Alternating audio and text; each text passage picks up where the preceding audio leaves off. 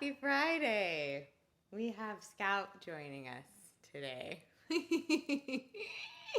Hi, Scout. Say hi to everybody. Scout is a very special dog, and today we're going to talk about anxiety because that's what was up for me, and I didn't want to. I didn't want to even do this live stream because I was feeling really anxious, and then I went, oh, my Vibers. They talk about anxiety. Let me share what works for me. So I've been practicing what works for me all day and still doing my work. And hi, Max. And so that's what we're going to talk about today. And feel free to ask questions, share what works for you, all of these wonderful things. And I'm just noticing in this light, my makeup looks really funny. So, anyway, here we are. What works for me? I have a little acronym for you. BRB, as in be right back. Hello. So be right back is like a BRB that we are maybe used to if we know that acronym. But what it stands for us, if you ever get nervous or have anxiety, would be breath. First thing, number one, if you notice that you're anxious and you're in a reactive way, then just noticing it is the first step. But then if you check your breath, because the likelihood that you're holding your breath in that moment is darn nigh 100%. And if you're not holding it, then it's shallow for sure. So right now we can take a moment and just drop into the breath. It helps to even kind of comb your back a little bit. Yeah, drop into your breath. That's the B. R is relax. Sometimes it's really hard, but you can place a hand, hi everybody, you can place a hand right here on your solar plexus is a great place. Or if you feel it in your heart or your stomach, that's great. What I like about this is that it's kind of like you can do that even when you're with people and no one will know that you're having a moment. So my be right back also works is because it's like, I'm going to take a little moment for myself and just check in because I'm having a reaction right now. So you can do that, and you can even rub there in this direction if you like, or you can just like hold it and breathe in and send yourself some love. So that's a great one. Let's do it. Let's just do it. We're going to breathe. We're going to place our hand right here on our solar plexus and breathe into there. Yes. And then another great place is the back of that spot, the back of your heart. We tend to go and just clench right in there. And what the back of our body is that's where we interface with the rest of the universe, the rest of the world. This front part, that's for like who we're talking to right now. But this is a lot of times our connection with the universe. And so, if you're having back issues, as a side note, you might be feeling unsupported by the universe in that moment. You can check into that. Anyway, back to our acronym. So your breath, and then do your best to relax, and this is a great way to do it. And then the other B is belief. What are my beliefs that are activated right now? So, and that tends to come in layers. First off, what do I believe is happening right now that I'm reacting to? Because I'm obviously having a strong reaction if I'm in an anxiety place. So it might be a belief that you're being judged, or that if you go to that event, you will be judged. That's a common one. Or it might be, so we'll just go with that. Whatever that is, what's that belief? Feel free to share any beliefs that come up for you that you notice yourself having a lot of the time. That, or I'm not good enough, or I'm too much, I need to rein it in, or I'm being rejected right now. Those might be some core ones for you. So we'll go with being judged. So if you believe that in this moment that you're being judged, then you can go even further than that and go to, if I'm judged, then I believe what? Like what's underneath that? Why would it be a bad thing to be judged? well, if I'm judged, then I'm not good enough. See how I kind of like sometimes it takes a few steps to get further in. And if I'm not good enough, then what do I believe? Then I'm not worthy of life. I'm taking up too space. I should die. Or people would want me dead. Like, it might not seem logical. It won't be logical. It's going to be illogical. We're having an illogical response if we're in anxiety. That's okay. We're human. But it's not all that fun. Ha! So getting back as deeply as you can, go all the way into like, wow, then, and sometimes if we stay in that anxiety place, we can have those thoughts. I've certainly been there in my depression where all day I was telling myself that I should die, which is a poison to give myself. And I wouldn't wish that upon anybody.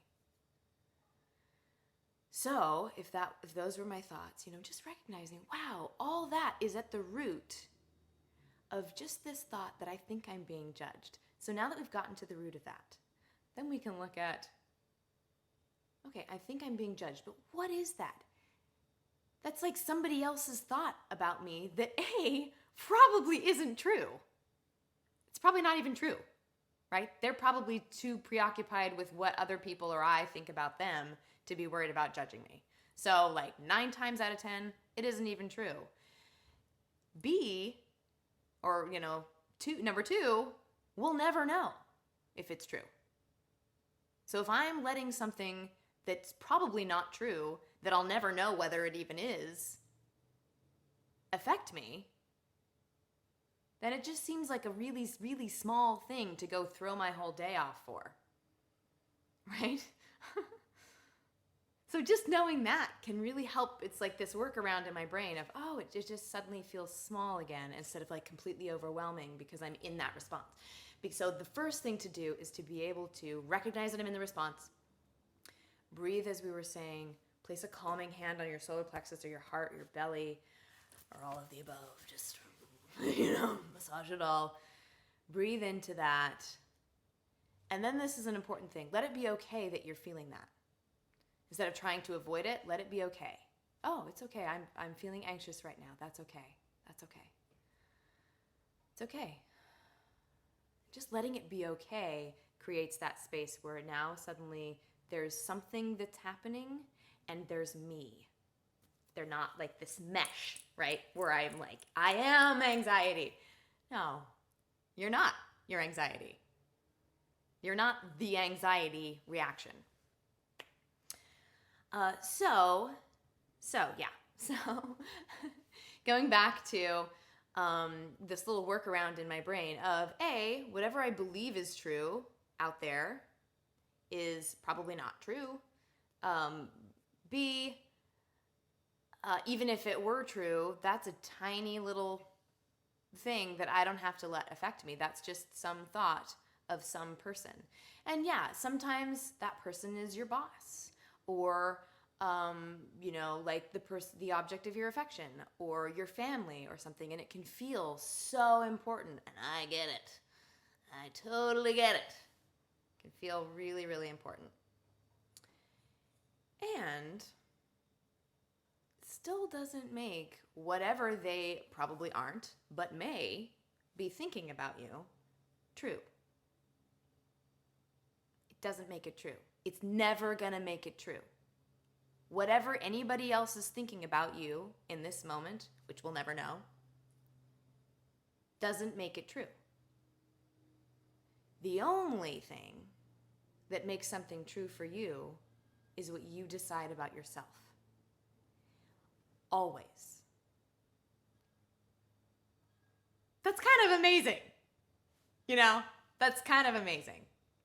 And it gives the power back to you instead of out there and what they think about you. Because anxiety is never about the truth of your being. I mean, it's about a perception of what somebody thinks about the truth of your being. But the truth of your being is that you are infinitely powerful and amazing and pure divine love and joy and light and whatever other words we use to try and describe something that's completely indescribable. Call it God if God works for you. Call it spirit or the force or ecstasy. Not the pill, the feeling, the experience. That's you. That's you. But when we're in that state of anxiety, we don't see that. So that's why number one, just doing something. And if it's hard to, and if just getting past number one of breathing and relaxing is really hard, you can also hum. You can also do this that I showed you last week, if you tuned in last week on Facebook, which is this figure 8. You can do it with both of your hands, and then it'll also move your spine, and it can unlock that point that I talked about, the back of the heart. Really, really powerful. And just keep saying, it's okay. It's okay. It's okay to feel anxious. I am not my anxiety. And that's okay. You can even imagine somebody holding you in that moment. You can cuddle your animal. But whatever you do, if there's anything that you do that's outside, that's utilizing something, eating in that state won't help you. It'll just try and cover up the feeling, and then it'll kind of curdle in there, and it's not going to feel great. Might seem like a great idea at the time. I know that I tend to, like, when I'm feeling something and I don't really know what it is, and I'm not even aware of it, like, go to, like, I'm sure I'm probably hungry by now, right? And then, but sometimes that just means that I'm not paying attention to the fact that I'm feeling uncomfortable right now. But when I can pay attention to it, then I can shift it. Then, from this higher vibrational state, I can recognize, like, oh wow, if I'm placing a lot of importance on what this person thinks about me, then there's something important here to pay attention to. Maybe that's that I'm judging myself and feeling that I'm not good enough in myself. But if you can go back to, if it's hard to feel for yourself that you're good enough, just look at the people around you, the people that you love, and go, wow, would you ever judge them as not being good enough? Of course not. How would you feel if somebody else was saying to them, to your family or somebody you love dearly, the things that you're saying to yourself right now? Would that be true? No.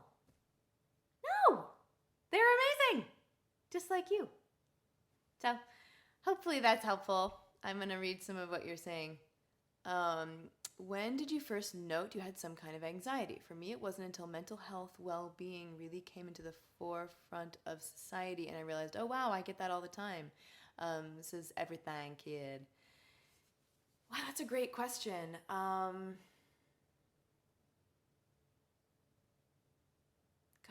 I don't know. Probably in my depression. Because, like, that was it. That was my day and night, and it sucked. So it was probably then, when I was, like, at the point I was going to kill myself, that I went, oh, this is real. This is real. And yet it's also not. Like, it's also something that we create, and so it feels real because it is real because I created it. But if I didn't create it, it wouldn't exist. And it's not real in the sense of, like, it being the truth of who you are at the core of your being. But it is a real state in terms of, like, a human experience that we can really, really feel, and it can be hard to get out of alone. So, yeah, that, and then continuing to do the practices. For me, I needed a lot of support and structure. There are a lot of great structures out there of support groups. There's counseling. I did counseling. There's 12-step. There are spiritual practices. There are ways that you can, get really clear with somebody to help you stay accountable. So all those things can be helpful. So that's probably there. I'm just not gonna accept judgments about religion on my channel. So we don't need to judge other people's spiritual practice. I have really wonderful friends who are Muslim, and there's beauty and truth and love at the core of everything. So I'm not gonna tolerate that. We can all love and accept each other.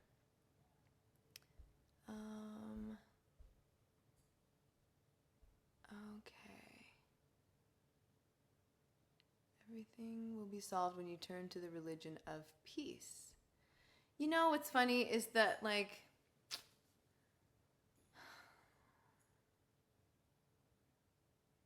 in a way, yes and no. Like, yes, when we all finally just get, like, why don't we get along and be peaceful? Great. There won't, we will just, this plane of existence won't even be necessary anymore. And at the core, there's nothing really wrong with us anyway when we realize that. So yeah, it's a tricky little head trip.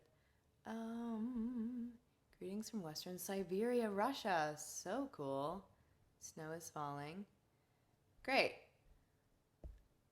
Am I a Hindu? Is a question. I am not. I think there's a lot of beauty in Hinduism, and I have good friends who are Hindu, and I don't follow one particular religion. I personally have dipped into a lot of them quite deeply, and a lot of meditation practices and Native American Nakota spiritual practice, Christianity in a very liberal way, and the teachings of Jesus, and which I really love and believe in, the teachings of basically the core that we are all love and to love each other equally, and self-realization fellowship and Kriya yoga and the moon dance tradition in Mexico and earth-based practices and anything that I love digging in and finding that core truth in everything. And for me, it's about creating this amalgam that shifts. Oh, Vipassana, totally love and recommend. And what I need on a day-to-day, the gene keys, which I've mentioned so many times, which is really, I'm really diving into that the last few years. So, yeah. All right, my dears, I'm going to wrap it up. Do feel free to share what's helpful for you with anxiety or any questions. Nornul says, I believe in God, but I'm not a spiritual person, but I'm a spiritual person, not a religious person. Yeah. Lovely. There are so many ways. I think anything that brings us to peace, acceptance, love, equality, not needing to judge or change anybody, as long as it gives you a personal feeling that you are divine and that everyone is divine and that we're all here to coexist in harmony, then great. And if in any way it's creating division for those things and judgment about people who practice a different thing, then usually that means there's been a misinterpretation of that enlightened teacher's original teachings. Usually when people reach that state, it's hard to articulate, is what I hear. I don't claim to be enlightened. But then things can get misinterpreted, and then we can kind of evolve a religion which has good intentions, but can kind of sometimes get in the way of that unity, which is what I love. All right, my dears, many blessings to you, and I will see you for a live stream again next month and be doing videos in between. I am filming this month and traveling quite a bit, so I'll do what I can, but know that you're always in my heart, and this is for you. Much love.